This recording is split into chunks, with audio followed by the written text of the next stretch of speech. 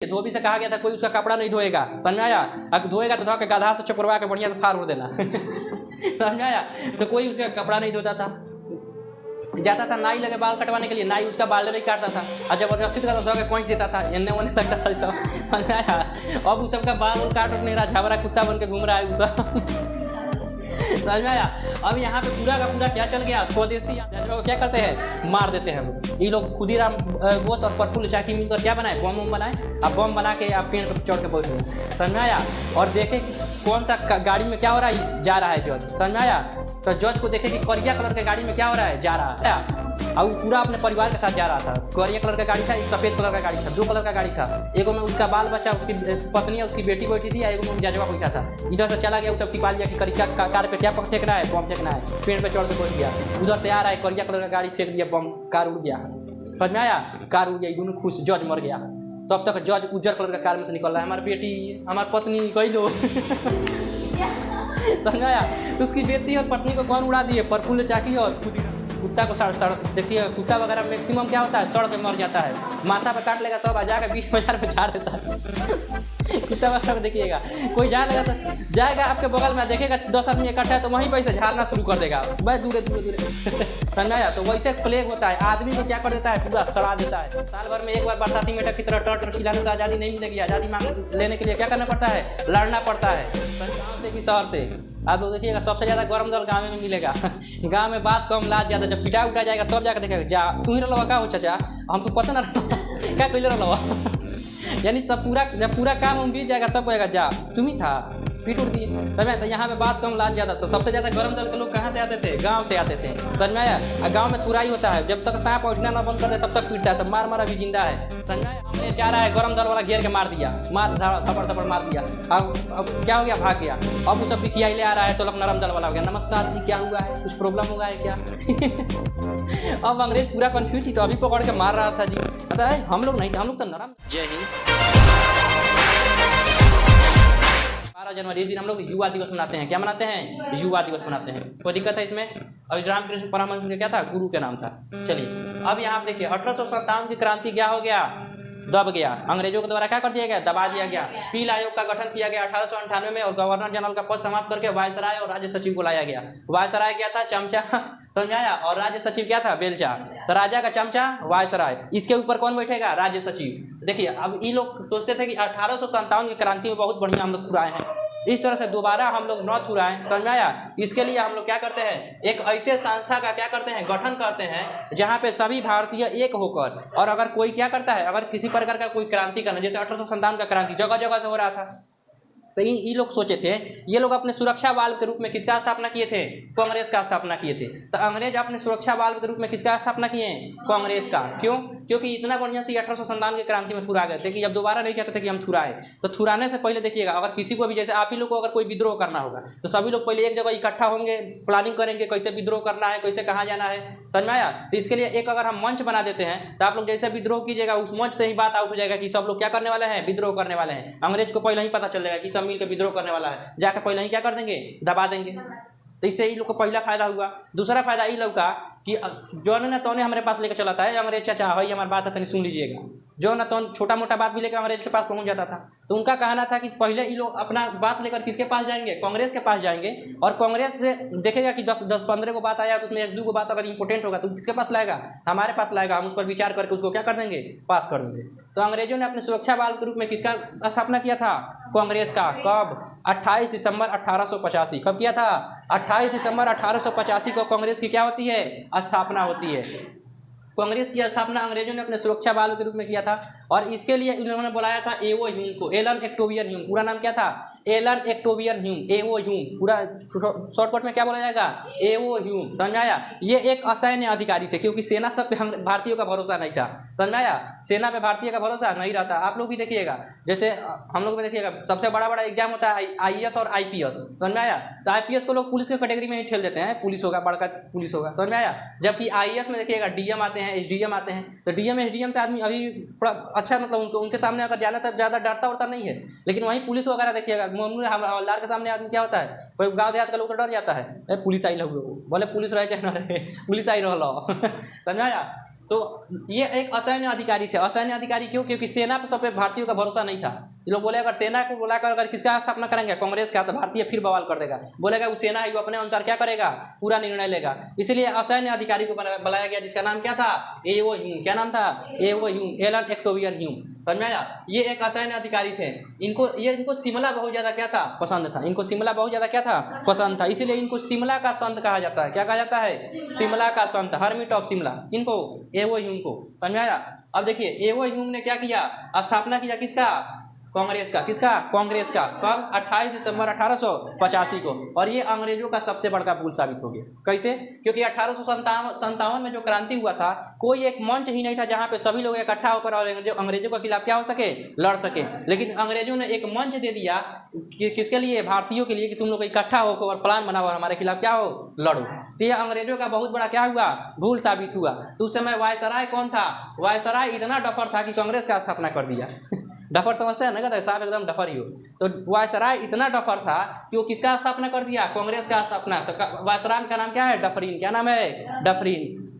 याद करने का ट्रिक है। समझ में आया? यह कांग्रेस का स्थापना नहीं हुआ रहता तो क्या अंग्रेजों को लड़ने के लिए एक मंच मिलता?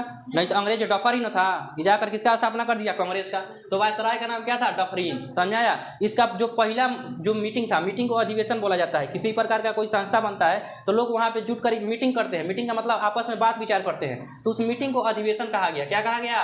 अधिवेशन। क्या कहा गया? अधिवेशन। तो इसका पहला अधिवेशन चुना गया था कहाँ पे, पुणे में। कहाँ पे चुना गया था? पुणे में। लेकिन पुणे में फैल गया प्लेग। क्या फैल गया? प्लेग बहुत खतरनाक बीमारी। जिस तरह से कोरोना था, कोरोना से 10 गुना ज्यादा खतरनाक बीमारी कौन था? प्लेग था। क्योंकि कोरोना में तो आदमी ऐसे ही मर जाता था 14 दिन के अंदर में। 14 दिन के बाद से क्या होता था, 14 दिन के बाद पता चलता था, और अगला 14 दिन में आदमी का क्या ले लेता था, जान ले लेता। सांस फुलाकर क्या कर लेता था, जान ले लेता था। लेकिन प्लेग जो था ये चूहा से फैलता था। प्लेग किससे फैलता था? चूहा से फैलता था। समझ में आया? और इसमें देखिएगा, अगर आपको शरीर को प्लेग हो गया तो पूरा मांस सड़ के क्या होने लगेगा, गिरने लगेगा। कुत्ता को सड़ के मरते हुए देखे हैं? कुत्ता को सड़ देखिए, कुत्ता वगैरह मैक्सिमम क्या होता है, सड़ के मर जाता है। माथा पे काट लेगा सब, आ जाकर 20 बाजार में झाड़ देता है। कुत्ता वगैरह को देखिएगा, कोई झाड़ लेगा तो जाएगा आपके बगल में, देखेगा 10 आदमी इकट्ठा है तो वहीं पर से झाड़ना शुरू कर देगा, बस दूरे दूरे दूरे। समझ में आया? तो वैसे प्लेग होता है, आदमी को क्या कर देता है, पूरा सड़ा देता है। समझ में आया? ऐसे आदमी को ऐसे बिखोरेगा तो कहेगा जा 3 पाँव तो नहीं आ गया, फिर चिपका पूरा क्या हो जाता था, आदमी सड़ के मरता था। समझ में आया? प्लेग इतना खतरनाक रोग था। और ये किससे फैलता था? चूहा से। किससे फैलता था? चूहा से। चलिए यहाँ देखिए, तो वहाँ पे क्या फैल गया था? प्लेग फैल गया था। समझ में? अब प्लेग क्यों फैला था? यूरोप में जो राजा था, यूरोप में क्या था, राजा बोला था कि काली बिल्लियाँ शैतान होती है, मार दो सारी काली बिल्लियों को। समझ में आया? यूरोप के राजा काली बिल्लियों को क्या कर दिया, मरवा दिया। और जैसे बिल्लियों को मरवाया, चूहों का संख्या क्या हो गया, बढ़ गया। क्योंकि बिल्लियाँ चूहा का क्या करती है, शिकार करती हैं। और आपको देखिएगा फसल वगैरह में भी चूहा लग जाता है। फसल वगैरह में, धान गेहूं की खेती में देखिएगा, फसल में जाकर पूरा चूहा अंदर खोल के पूरा बिल बना देता है। और धान आपका होगा, ले जाकर पूरा बिलवा में जाकर घुसा देता है। समझ में आया? और वो चूहा से ही फैलता था। चूहा का लार जहाँ पे भी लगेगा, लार्वा जहाँ पे भी लगेगा, वहाँ से क्या फैल जाएगा, प्लेग का बीमारी शुरू हो जाता था। अगर अंग्रेजों को पता चल गया कि इसके फसल में चूहा लग गया तो पूरा का पूरा फसल को ही जलवा देता था सर, प्लेग फैल जाएगा, जलाओ फसल को पूरा। सर में इस तरह से भूखमरी का भी स्थिति आ गया था। कब? 1885 के बाद अभी प्लेग और ज़्यादा फैलेगा। अभी देखिएगा, तो वहाँ पे क्या फैल गया था, प्लेग फैल गया था। कहाँ पे? पूना में। तो वहाँ का जो अधिवेशन था उसको क्या कर दिया गया, रद्द कर दिया गया। बोला गया अगर यहाँ पे हम लोग क्या करते हैं, कांग्रेस का अधिवेशन करते हैं, तो वहाँ पे बहुत सारे लोग इकट्ठा होंगे और उन लोगों को क्या फैलने का खतरा है, प्लेग फैलने का खतरा है। इसीलिए उसको क्या कर दिया गया, रद्द कर दिया गया। समझ में आया? तो पहला अधिवेशन कहाँ हुआ था? 1885 में हुआ था, गोकुल दास तेजपाल संस्कृत विश्वविद्यालय, जिसमें 72 लोग क्या किए थे, भाग लिए थे। समझ में आया? तो पहला अधिवेशन कहाँ पे हुआ था कांग्रेस का? बम्बई में। किस स्कूल में? गोकुल दास तेजपाल संस्कृत विश्वविद्यालय। कौन सी नाम था? गोकुल दास तेजपाल संस्कृत विश्वविद्यालय। गोकुल दास तेजपाल संस्कृत विश्वविद्यालय। इसमें कितने लोग भाग लिए थे? 72 लोग। कितने लोग? 72 लोग। तो कांग्रेस के पहले अधिवेशन में कितने लोग भाग लिए थे? 72 लोग भाग लिए थे। इनके अध्यक्ष कौन बने थे? WC बनर्जी। कौन बने थे? WC बनर्जी। उमेश चंद्र बनर्जी। पूरा नाम क्या होगा? उमेश चंद्र बनर्जी। तो WC बनर्जी को यहाँ पे क्या बनाया गया था? पहला अध्यक्ष बनाया गया था उमेश चंद्र बनर्जी को। ये बंगाली थे। क्या थे? बंगाली। अरे बनर्जी, चटर्जी, ये सब बंगाली में ज़्यादा मिलते हैं लोग। समझ में आया? चट्टोपाध्याय, बनर्जी, चटर्जी। तो WC बनर्जी यहाँ का क्या बने थे? पहले अध्यक्ष बने थे। तो पहला कांग्रेस अध्यक्ष का जो अधिवेशन था उसका अध्यक्ष कौन बने थे? WC बनर्जी। कौन बने थे? WC बनर्जी। कोई दिक्कत है? तो कांग्रेस का स्थापना कब हो रहा है? 28 दिसंबर 1885 को। वहाँ का जो वायसराय था, कौन वायसराय इसका स्थापना में मदद किया? डफरिन। कौन स्थापना किए थे? एओ ह्यूम, एलन एक्टोवियन ह्यूम। कैसे अधिकारी थे? असैन्य अधिकारी थे। शिमला बहुत पसंद है तो इनको हर्मिट ऑफ शिमला कहा जाता है, शिमला का संत कहा जाता है। पहला अधिवेशन पुणे में प्रस्तावित था, लेकिन प्लेग फैलने के कारण क्या हो गया? रद्द हो गया। तो पहला अधिवेशन कहाँ पे हुआ था? बम्बई में। कहाँ पे? गोकुल दास तेजपाल विश्वविद्यालय, जहाँ पे क्या हुआ था? पहला अधिवेशन हुआ था। इसमें 72 लोग शामिल थे और उसका अध्यक्षता कौन कर रहे थे? WC बनर्जी। कोई दिक्कत? देखिए, अब इसका अध्यक्षता के बारे में हम लोग बाद में डिटेल में चर्चा करेंगे। आप लोग किताब में उतना बढ़िया से इसको डिटेल में नहीं दिया कि कौन सा अधिवेशन कब कब हुआ, फिर भी हम आपको बताएंगे, ठीक है। अब देखिए, जब कांग्रेस का स्थापना हो गया तो शुरुआती जो 20 साल था कांग्रेस का, शुरुआती 20 साल, इसको शुरुआती 20 साल को कांग्रेस का भिक्षा का काल कहा जाता था। समझ में आया? क्योंकि कांग्रेस में मैक्सिमम लोग कैसे थे? नरम दल के थे। कैसे थे? नरम दल के थे। अभी यहाँ पे आप लोग को नरम दल गरम दल नहीं लगेगा, लेकिन 1905 जैसे आएगा यहाँ पे धीरे धीरे युवा प्रवेश करने लगेंगे। समझ में आया? यानी 1885 से लेकर 1905 तक टोटल कितना साल हो रहा है? 20 साल। कितना साल हो रहा है? 20 साल। तो 1885 से 1905 तक यानी 20 साल तक इसको क्या कहा गया था? कांग्रेस का भिक्षा का काल कहा गया था। क्या कहा गया था? कांग्रेस का भिक्षा का काल। यानी कांग्रेस भीख मांग रही है कि हमको आज़ादी दे दो, आज़ादी दे दो, आज़ादी दे दो। और भीख मांगने से भीख नहीं मिलता है। भीख मांगने से क्या मिलेगा? भीखे मिलेगा, आज़ादी नहीं मिलेगा। समझ में आया? तो भीख मांगने से क्या आज़ादी मिल सकता है? नहीं। तो 1905 में कांग्रेस में क्या घुसने लगे? युवा घुसने लगे। और युवाओं का खून तो आपको पता है, बात कम लात ज़्यादा। समझ में आया? गरम खून के होते थे। तो युवा क्या चाहते थे? मार काट के किसी तरह से क्या लेना है? आज़ादी लेना है। समझ में आया? लेकिन जो कांग्रेस थी उसमें कैसे लोग रहते थे?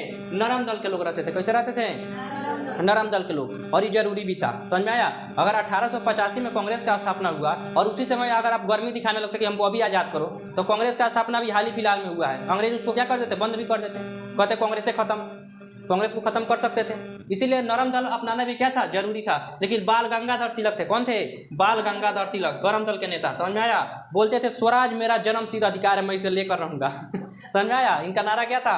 स्वराज मेरा जन्मसिद्ध अधिकार है, मैं इसे क्या कहूंगा? लेकर रहूंगा। बाल गंगाधर तिलक किसको बोले थे? यहाँ के जो कांग्रेस था इसको भिखमंगों का संगठन बोलते थे। कहते थे ये भीख मांगने वालों का संगठन है। साल भर में एक बार बरसाती मेढक की तरह टर खिलाने से आज़ादी नहीं मिलेगी। आज़ादी मांग लेने के लिए क्या करना पड़ता है? लड़ना पड़ता है। समझ में आया? तो बाल गंगाधर तिलक क्या थे? गरम दल के थे। और इन्होंने कहा था कि यह क्या है? शुरुआती 20 साल कैसा था? भिक्षा का काल था। लेकिन 1905 में धीरे धीरे कांग्रेस में कौन घुसना शुरू हो गए? युवा।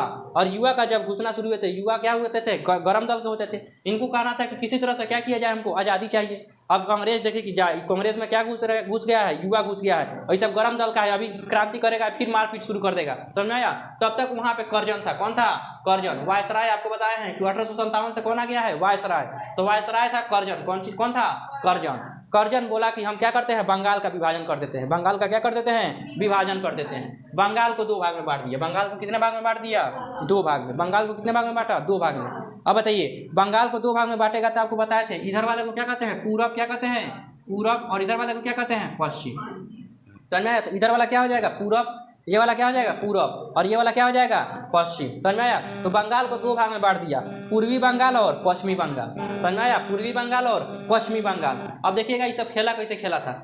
करजन जो था ये 1905 में बंगाल का क्या कर दिया? विभाजन कर दिया। बंगाल का विभाजन इसलिए किया था क्योंकि इसका कहना था कि हम प्रशासनिक सुधार कर रहे हैं। क्या कर रहे हैं? प्रशासनिक सुधार कर रहे हैं। बंगाल बहुत बड़का है, इसको चलाने में बहुत ज़्यादा क्या आ रहा है? दिक्कत आ रहा है। हम प्रशासनिक सुधार करके इसको 2 भाग में बांट के बढ़िया से दोनों को क्या करेंगे? चलाएंगे। लेकिन ये सब खेल दिया खेला, क्योंकि इन लोगों को क्या था? इन लोगों का कहना था कि फूट डालो और शासन करो। अंग्रेजों का नारा क्या था? फूट डालो और शासन करो। क्योंकि इनको पता था कि यहाँ पे 1857 में हिंदू मुस्लिम एकता हुआ था, तो किस तरह से हम लोग कुचाए थे। फिर दोबारा हिंदू मुस्लिम एकता हो जाएगा, हम लोग कुचाना क्या हो जाएंगे? शुरू हो जाएंगे। तो हिंदू और मुस्लिम दोनों के बीच में क्या डाल दो? फूट डाल दो। और ये दोनों को आपस में लड़ा हुआ, तुम मजा लो। समझ में आया? अंग्रेज बहुत दूर तक का सोचते थे। तो यहाँ पश्चिमी बंगाल और पूर्वी बंगाल, बंगाल का क्या कर दिए? विभाजन कर दिए। और पूर्वी बंगाल में मुसलमानों का संख्या ज़्यादा कर दी। इसमें मुसलमानों का संख्या क्या कर दिए? ज़्यादा कर दिए। और पश्चिमी बंगाल में हिंदू का संख्या ज़्यादा कर दी। समझ में आया? और यहाँ पे देखिए, अब इस दोनों में क्या करने लगे? आपस में लड़ाई करवाने लगे। वहाँ मस्जिद में सुअर काट के फेंक देते थे, इधर मंदिर में गाय काट के फेंकते थे। अब मुसलमानों का नाम है, तुम्हारे में मुसलमान, उधर क्या कहते तुम्हारे हिंदू फेंका। समझ में आया? अब इधर हिंदुओं का संख्या क्या है? कम है। इधर हिंदू पिटाते थे तो इधर मुस्लिम पिटाते थे। इस तरह से ये लोग क्या किए? लड़ाना शुरू कर दिए। ताकि ये लोग क्या रहे, सुरक्षित रहें, जैसे ये किए। लेकिन बंगाल में देखिएगा, बंगाल बहुत ज़्यादा शुरू से ही शिक्षा पर ध्यान दिया है। तो बंगाल के लोग कैसे थे, शिक्षित थे। बंगाल के लोग कैसे थे, शिक्षित थे। उनको पता चल गया कि ये सब अंग्रेज सब का चाल है। समझ में आया, ये सब किसका चाल है, अंग्रेज का चाल है। वो लोग अंग्रेजों के खिलाफ क्या किए, बंग भंग आंदोलन शुरू कर दिए कि बंगाल का विभाजन क्या किया जाए, भंग किया जाए, बंग भंग आंदोलन, यानी बंगाल का जो विभाजन है उसको क्या कर दिया जाए, भंग कर दिया जाए। इन लोगों ने कौन से आंदोलन चालू कर दिया, बंग भंग आंदोलन।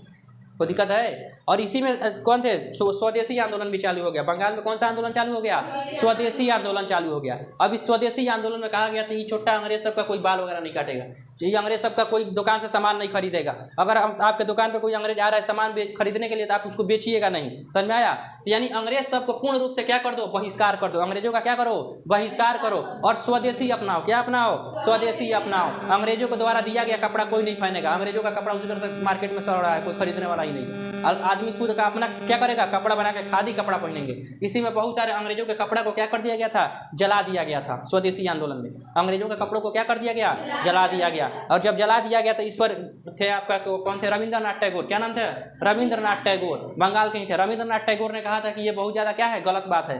आप गरीबों का एक तो पहनने के लिए कपड़ा नहीं है, ऊपर से उसको क्या करे, कपड़ा को भी आप जलवा रहे हैं, ये क्या है, गलत बात है। इसमें कपड़ा को क्या कर दिया गया था, जला दिया गया था। अंग्रेजों के कपड़ा को क्या किया गया, जला दिया गया। बोला गया अंग्रेजों का स्कूल में जाकर कोई अंग्रेजी शिक्षा नहीं लेगा। समझ में आया।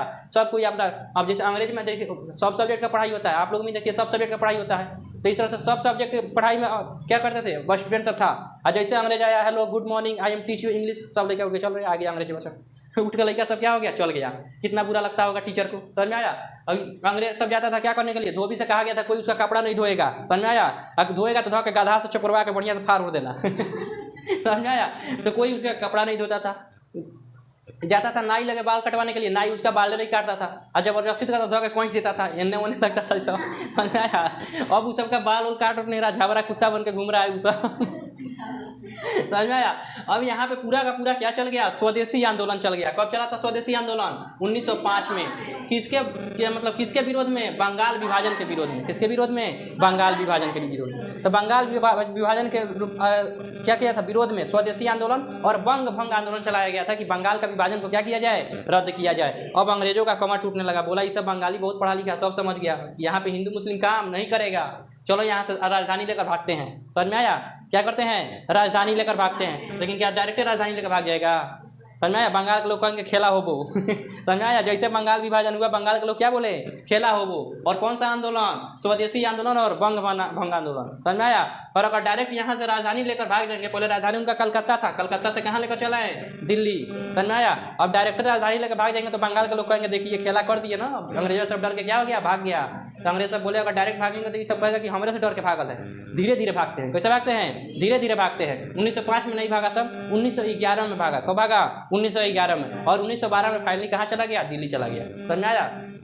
इसी में देखिएगा क्या हुआ था, हिंदू मुस्लिम का एक मतलब क्या भड़काने के लिए स्वदेशी आंदोलन में तो ये सब बंगाल विभाजन करके तो ऐसा ही हिंदू मुस्लिम में क्या डालने का कोशिश किया, फूट डालने की कोशिश किया। जब सफल नहीं हुआ तो 1906 में मुस्लिम लीग का गठन कर दिया। किसका गठन कर दिया, मुस्लिम लीग। और यहाँ पे देखिएगा जो डफरिन था, डफरिन बोला कि जो कांग्रेस है ये हिंदुओं का संगठन है और जो मुस्लिम लीग है ये किसका संगठन है, मुस्लिमों का संगठन है, मुसलमानों का संगठन है। और इसमें ये सब फूट डालने का क्या किया, भरपूर कोशिश किया 1906 में। इसके विरोध में भी लोग क्या हुए, कांग्रेस के बहुत सारे लोग किसके विरोध में आ गए, मुस्लिम लीग के विरोध में आ गए कि ऐसा नहीं होना चाहिए। हम लोग हिंदू मुसलमान सिख ईसाई सब आपस में भाई भाई, हम लोगों को क्या करना चाहिए, फूट नहीं डालना चाहिए। लेकिन अंग्रेज सब नहीं माना। 1906 में मुस्लिम लीग का क्या कर दिया, गठन कर दिया। और तो और 1909 में उन लोगों को पृथक क्षेत्र का अधिकार भी दे दिया। समझ आया।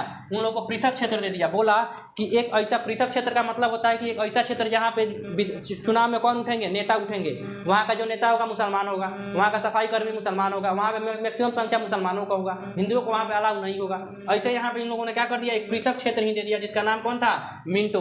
तो कौन सा वायसराय था, मिंटो। मिंटो को सांप्रदायिकता का जनक कहा जाता है। भारत में सांप्रदायिकता का जनक किसे कहा जाता है, मिंटो को कहा जाता है। मिंटो ही सबसे पहले मुस्लिम लीग को पृथक क्षेत्र का क्या किया था, मांग किया था। और पृथक क्षेत्र क्या किया था, दे भी दिया था। तुम लोग इधर भारत का जो ए वाला हिस्सा है जिसको अभी क्या बोला जाता है, पाकिस्तान बोला जाता है। और इधर जो पूर्वी बंगाल है, पूर्वी बंगाल को अभी क्या बोला जाता है, बांग्लादेश बोला जाता है। क्या बोला जाता है, बांग्लादेश बोला जाता है। तो इधर बांग्लादेश और इधर पाकिस्तान दोनों के क्या कर दिया, पृथक क्षेत्र दे दिया। बोला इधर जो जब भी रहेंगे तो क्या रहेंगे, मुसलमान रहेंगे, और इधर जब भी रहेंगे तो क्या रहेंगे, मुसलमान रहेंगे। तो 1909 में इनको क्या दे दिया गया, पृथक क्षेत्र दे दिया गया।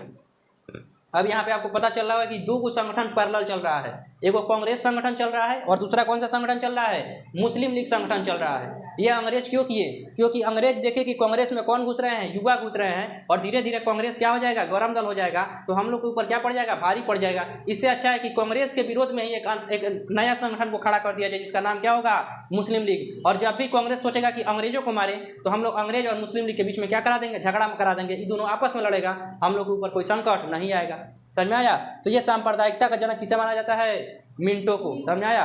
और ये लोग, इनका मतलब रूल ही था फूट डालो और शासन करो। तो फूट डालने के लिए इन लोगों ने क्या कर दिया, मुस्लिम लीग का गठन कर दिया। मुस्लिम लीग में किसी को दिक्कत है, मुस्लिम लीग किसके पैरेलल चलेगा, कांग्रेस के पैरेलल चलेगा। पैरेलल समझते हैं ना, जिस प्रकार कांग्रेस चलेगा उसी प्रकार मुस्लिम लीग भी चलेगा। अब देखिए 1907 में क्या हो गया, जैसे 1906 में मुस्लिम लीग और 1909 में क्या हुआ, पृथक क्षेत्र मिला। 1905 में जब बंगाल का विभाजन हुआ तो यहाँ का युवा बहुत ज़्यादा क्या हो गए, क्रांतिकारी। बोले ये चोट्टा सबको मारना जरूरी है, हमने सबको समझ आया। प्यार से बहुत ज़्यादा हम लोग बतिया लिए। अब भिक्षा का काल बहुत ज़्यादा, 20 साल तक हम लोग भीख मांग लिया, आज़ादी आज़ादी, लेकिन आज़ादी नहीं मिला। अब इसको क्या करना पड़ेगा, मारना पड़ेगा। तो 1906 में देखिएगा, 1906 में मुस्लिम लीग का गठन हुआ था और 1906 में ही कांग्रेस का क्या हो रहा था, अधिवेशन भी हो रहा था। अधिवेशन हर साल हो रहा था। स्थापना कब हुआ है, 28 दिसंबर 1885। तो हर साल क्या हो रहा था, अधिवेशन हो रहा था। दिसंबर के महीना में हर साल अधिवेशन हो रहा था, यानी 1885 में 86, 87, 88, 89 इस तरह से हर साल हुआ होगा। समझ में आया। तो हर साल इसका अधिवेशन क्या होता रहा था, होते आ रहा था। और 1905 में क्या किया इन लोगों ने, बंगाल का विभाजन कर दिया। 1906 में इन लोगों ने क्या किया, जो कांग्रेस में जो क्या थे, दो भाग में टूटने का प्रयास किया, गरम दल और नरम दल। क्योंकि यहाँ पे देखिए मुस्लिम लीग का गठन हुआ, युवा और भड़क गया, बोला ये सब छोटा फूट डालो और शासन करो के तहत हमारे ऊपर क्या करना चाहता है, शासन करना चाहता है। लोग और ज़्यादा क्या हुए, भड़क गए। समझ में आया। और जब भड़के तो यहाँ पे नरम दल और गरम दल में टूटने का प्रयास किया। समझ में आया। लेकिन 1907 में जैसे कांग्रेस का अधिवेशन हो रहा था, उस समय थे रास बिहारी बोस। कौन थे, रास बिहारी बोस। कांग्रेस दो भाग में क्या हो गया, टूट गया। कांग्रेस कितने भाग में टूट गया, दो भाग में। पहला था नरम दल और दूसरा क्या हो गया, गरम दल। समझ में आया। नरम दल और गरम दल जरूरी भी था। समझ में आया। कांग्रेस कितने भाग में टूट गया, दो भाग में। 1907 में कांग्रेस कितने भाग में टूट गया, दो भाग में, नरम दल और गरम दल। नरम दल वाले क्या करते थे, अंग्रेज सब आता था, जैसे कांग्रेस में क्या थे, दो भाग में टूटा, नरम दल और गरम दल। और एक ऑलरेडी मुस्लिम लीग का स्थापना कौन कर चुके हैं, अंग्रेज। और कांग्रेस भी कितने भाग में टूट गया, दो भाग में। तो दो भाग में कांग्रेस टूटा, नरम दल और गरम दल। पूछेगा कि गरम दल वाले कहाँ से आते हैं, गांव से कि शहर से। आप लोग देखिएगा सबसे ज़्यादा गरम दल गाँव में मिलेगा। गांव में बात कम, लाज ज़्यादा। जब पिटा उठा जाएगा तब जाकर देखेगा, जा तू ही रहा का हो चाचा, हम तो पता ना क्या कहले रहा। यानी सब पूरा, जब पूरा काम हम बीत जाएगा तब कहेगा जा तुम ही था, पीट उठ दिए। समझ में। तो यहाँ पे बात कम, लाज ज़्यादा। तो सबसे ज़्यादा गरम दल के लोग कहाँ से आते थे, गांव से आते थे। समझ में आया। गांव में थुराई होता है, जब तक सांप उठना ना बंद कर दे तब तक पीटता है, सब मार मारा भी जिंदा है। समझ में आया। तो इस तरह से गरम दल वाले कहाँ के थे, ग्रामीण के, गाँव के क्षेत्र के थे। और नरम दल वाले शहरी क्षेत्र के थे। कहाँ के थे, शहरी क्षेत्र के थे। अब अंग्रेज सबका चिंता और ज़्यादा बढ़ गया। समझ में आया। पता चला अंग्रेज जा रहा है, गरम दल वाला घेर के मार दिया, मार थप्पड़ थप्पड़ मार दिया। अब क्या हो गया, भाग गया।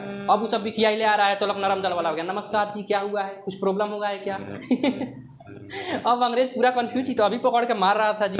पता है हम लोग नहीं थे, हम लोग तो नरम दल वाले हैं, हम लोग तो गांधी के विचारों से सहमत हैं, हम लोग कहाँ आपको मारेंगे। अंग्रेज पूरा कंफ्यूज। समझ में आया। अब पता चला कि कभी नरम दल वालों से मिलने के लिए एकदम नॉर्मली आ रहा है कि चलो आज नरम दल से बात करते, भेटा गया, गरम दल पकड़ के धो दिया। अब अंग्रेज पूरा मतलब क्या था, चौपट हो गया। उन लोगों को कहना था कि या तो पूरा तरह से तुम क्या हो जाओ, नरम दल के हो जाओ, या तो पूरा तरीका से क्या हो जाओ, गरम दल के हो जाओ। लेकिन भारतीय मानने वाले थे। ये दो भाग में क्या हो चुके, बढ़ चुके थे। अंग्रेजों को गरम दल मार देते थे और नरम दल वाला आगे कहते थे अच्छा कोई बात, मार दिया होगा, बनच्चा लड़का है, कोई बात नहीं, समझा देंगे उसको। समझ में आया। अंग्रेज सब का पिटाई क्या हो गया, यहाँ से चालू हो गया। 1907 से अंग्रेजों का पिटाई क्या हो गया, चालू हो गया। और 1905 में तो आपको बताइए कि है कौन सा आंदोलन चला है, स्वदेशी आंदोलन और बंग भंग आंदोलन। 1911 में फाइनली क्या बैठेगा, दिल्ली दरबार बैठेगा और बंगाल के विभाजन को क्या किया जाएगा, रद्द कर दिया जाएगा। बोला जाएगा बंगाल का विभाजन क्या किया जाता है, रद्द किया जाता है। और बंगाल के लोग बहुत ज़्यादा क्या है, शिक्षित है, वहाँ पे हम लोग राजनीति नहीं कर पाएंगे, हिंदू मुस्लिम नहीं कर पाएंगे, इसलिए बंगाल से हम लोग राजधानी को उठाकर दिल्ली लाते हैं। और दिल्ली में शिक्षा का क्या है, अभाव है, यहाँ पे फूट डालो और शासन करो की नीति बहुत अच्छा से चलेगी, इसलिए हम लोग राजधानी को क्या कर देंगे, चेंज कर देंगे। अंग्रेजों का पिटाई अब क्या हो गया है, शुरू हो गया है। समझ में आया।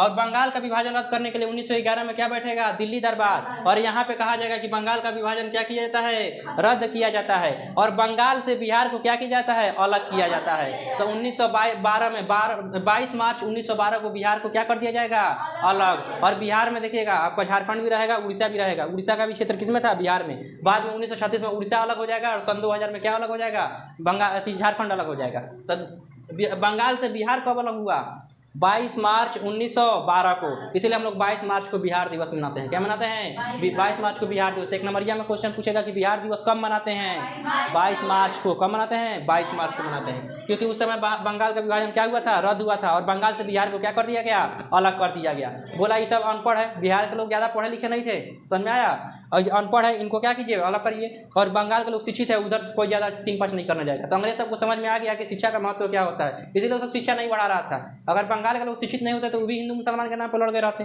लेकिन क्या लड़े नहीं, वो लोग एकता के नाम पर लड़े कि बंगाल को क्या करना है, एक करना है। अब देखिए तो 1916 में देखिएगा जब ये लोग क्या कहिए अलग, गरम दल और नरम दल अलग हो गए, तो 1916 में बाल गंगाधर तिलक थे, समझ में आया, सबसे क्रांतिकारी युवा, समझ में आया। 1895 में क्या चलाए थे, गणपति महोत्सव, इसी में चलाए थे शिवाजी महोत्सव, समझ में आया। हाँ, ये कहाँ कराने वाले थे, महाराष्ट्र के, कहाँ कराने वाले थे, महाराष्ट्र, बम्बई, समझ में आया। गणपति महोत्सव इन्हीं ने चलाया था, गणपति बप्पा मोरया। अभी भी देखिएगा बंगाल में सबसे बढ़िया कोई फेस्टिवल होता था यहीं, घर घर मूर्ति रखाएगा, और उस समय रैली निकलेगा। अगर उसमें फंस गए जाम में, जाम तो मतलब वैसे नहीं, लेकिन अगर फंस गए तो आप 2-3 घंटा तक फंसले रह जाएगा, इतना एकदम भव्य। अगर गणपति महोत्सव कहीं होता है तो कहाँ पे होता है, महाराष्ट्र में। कौन चलाए थे, बाल गंगाधर तिलक, क्योंकि इनको लग गया था कि अंग्रेजों को धोने के लिए हिंदुओं में या फिर हिंदुओं में क्या रहना चाहिए, एकता रहना चाहिए। अगर हम लोगों में एकता नहीं रहेगा तो ये अंग्रेज सब कब आएगा, धो के चल जाएगा। तो एकता को दिखाने के लिए धर्म को आगे करना ही पड़ेगा। ये धार्मिक महोत्सव चालू किया जिसका नाम क्या था, गणपति महोत्सव। गणपति महोत्सव में सभी लोग एक होकर गणपति बप्पा मोरया, समझ में। अंग्रेज सब देखता था व्हाट आर यू डूइंग, बोलता गणपति बप्पा मोरया। अंग्रेज कहता कुछ बोल रहा होगा, हमको क्या पता, उस सबको समझ में नहीं आता था, समझ में आया। लेकिन आप बताइए क्या पूजा पाठ में आप हथियार निकालिएगा, नहीं। तो जो क्या कौन थे, बाल गंगाधर तिलक, वो तिलक जी बोल देखे कि हाँ मतलब अब भारतीय क्या हो गए, एक हो गए। अब एक काम करते हैं, इनके हथियार पकड़ने का भी क्या चलाते हैं, ढंग सिखाते हैं। तो अब बताइए गणपति महोत्सव है तो गणेश जी तो हथियार आप पकड़ा नहीं सकते कि लीजिए धर्म में क्या कीजिए, अपना हथियार पर चलाइए, ऐसा तो होगा नहीं। तो इसके लिए इन्होंने चालू किया था शिवाजी महोत्सव। क्या नाम चालू किए थे, शिवाजी। और शिवाजी, छत्रपति शिवाजी महाराज क्या थे, योद्धा थे। और योद्धा को आरती दिखाइएगा, तलवार निकालेंगे, एकदम भाजेंगे, तलवार भाजेंगे, हम क्या हैं, योद्धा हैं। तो यहाँ पे लोगों ने क्या किया, हथियार पकड़ने का ढंग सिखाएं, कौन, बाल गंगाधर तिलक। लेकिन एक था वेलेंटाइन सिरोल, इंग्लैंड का था। उन्होंने कहा कि भारत में अशांति कैसे फैल गया थी, पहले तो ऐसे लोग नहीं थे।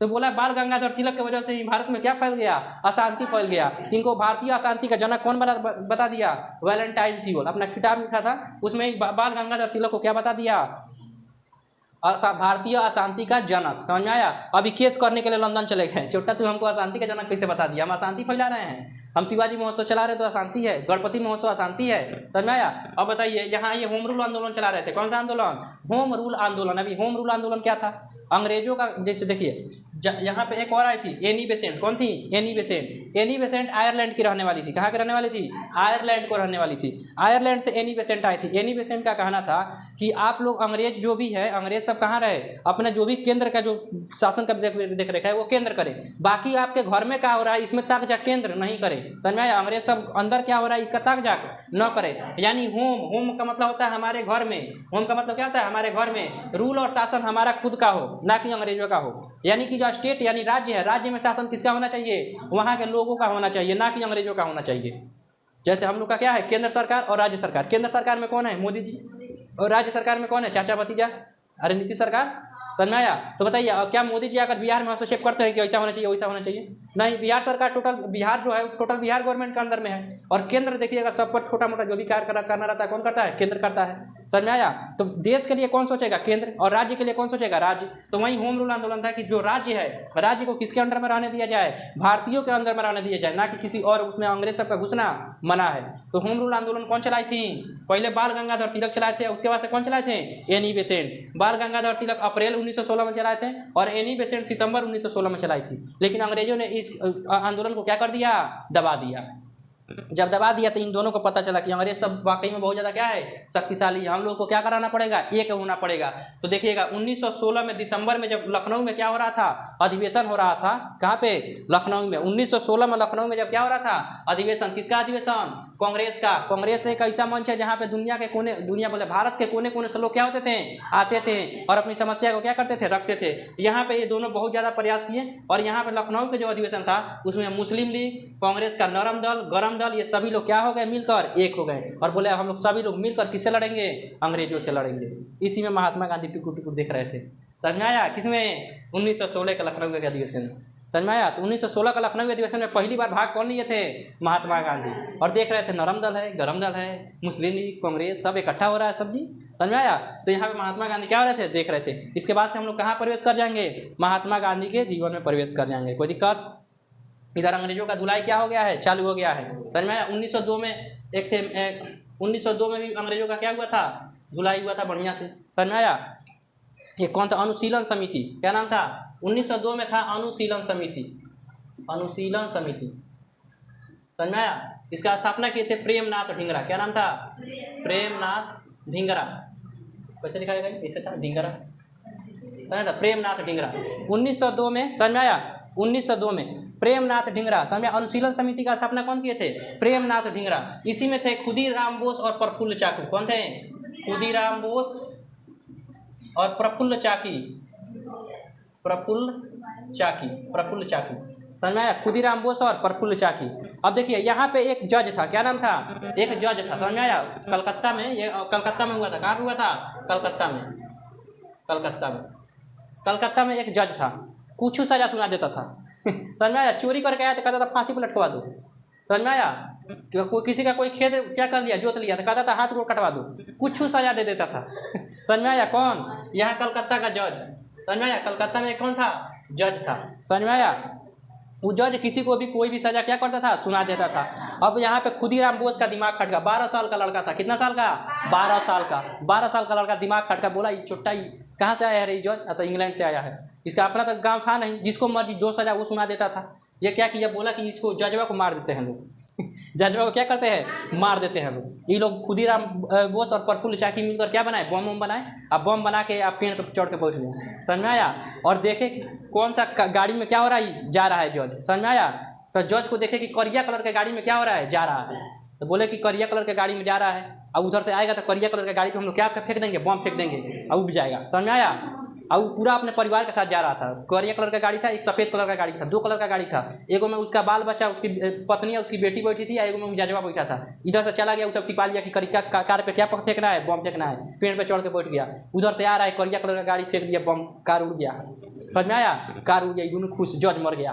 तब तक जज उज्जर कलर का कार में से निकल रहा है, हमारी बेटी, हमारी पत्नी कही लो। समझ आया। तो उसकी बेटी और पत्नी को कौन उड़ा दिए, प्रफुल्ल चाकी और खुदीराम बोस। समझ में आया। वो जज अगर उल्टा पुल्टा फैसला नहीं सुना था क्या मारा रहते ही। समझे। मात्र 12 साल का लड़का। समझ में आया। अब मार के भाग गए। जज पूरा आग बबूला, खोजो इस दोनों को, प्रफुल्ल चाकी और खुदीराम बोस को, तड़पा के मारेंगे इस सबको। समझ में आया। प्रफुल्ल चाकी क्या कर लिए, सुसाइड कर लिए। बोले अंग्रेजों के हाथ लग जाएंगे तो तड़पा के मारेंगे सब। ये क्या कर लिए, सुसाइड कर लिए। और खुदीराम बोस क्या हो गए, भाग गए। समझ में आया। अब अंग्रेज सब जाके खोज रहा था खुदीराम बोस। समझ में आया। उसी में घेरा गए अरविंद घोष। क्या घेरा है, अरविंद घोष। अब अंग्रेज सब देखा अरविंद घोष, खुदीराम बोस, एक के जैसा नाम लग रहा है, ये पकड़ के ले चलो। समझ में आया। वो चिल्ला रहे, I am not Khudiram Bose, I am Aurobindo Ghosh. बोला अरविंद घोष वही है, ले चलो। और ले जाकर जेल में इतना धोया था। समझ में आया कि वो गरम दल छोड़ के नरम दल ज्वाइन कर लिए। सन्यासी हो गए, नरम दल छोड़िए, वो सन्यासी हो गए। बोले हम सन्यास लेते हैं। फिर साधु संत बन के निकल गए। कहाँ पे, देशाटन पे निकल गए। समझ में आया। तो कौन थे, खुदीराम बोस बाद में पकड़ाए। समझ में आया। पकड़ाए तो उनको कहाँ पे ले गया, अदालत पे ले जाया गया। किसको, खुदीराम बोस को अदालत में ले गए। अदालत में ले जाकर उन पर मुकदमा चलाया गया। वो बोले कि काहे मारा था। बोला मारा था, हम इसी जजवा को मारना चाहते थे, गलती से उसकी पत्नियाँ उड़ गई। कहिए तो अभी बम दीजिए, अभी और उड़ा देते हैं इसको। बोला देख रहे हैं कैसा ही, इसको फांसी टांग दिया जाए। समझ में आया। 12 साल की उम्र में खुदीराम बोस को क्या करा दिया गया, फांसी पर चढ़ा दिया गया। जबकि रूल था कि आप नाबालिग को फांसी पर नहीं टांग सकते हैं। लेकिन अंग्रेज सबका उस समय रूल चलता था। अंग्रेज जिसको चाह देता था कि फांसी पर टांगना है मतलब टांगना है। आप कुछ भी कर लीजिए, वो क्या कर देगा, फांसी पर लटका ही देगा। समझ में आया। 12 साल की उम्र में खुदीराम बोस को कहाँ पर लटका दिया गया, फांसी पे। ये हंसते हंसते बोले ये फांसी नहीं है हमारे लिए फूलों का झूला है। क्या है, फूलों का झूला है। और हंसते हंसते फांसी पे क्या हो गए, चढ़ गए। तो सबसे कम उम्र में फांसी पे चढ़ने वाले कौन है, खुदीराम बोस। ये लोग अपना युवा मतलब अपना जवानी भी नहीं देख पाए थे। समझ में आया। खुदीराम बोस हो गए, भगत सिंह हो गए, ये लोग अपना जवानी भी नहीं देख पाए थे। 23 साल की उम्र में भगत सिंह को फांसी पे क्या कर दिया गया था, लटका दिया गया था। अब कल कौन आएंगे, महात्मा गांधी। कल बूढ़ों को बुलाया जाएगा बढ़िया से, ठीक है।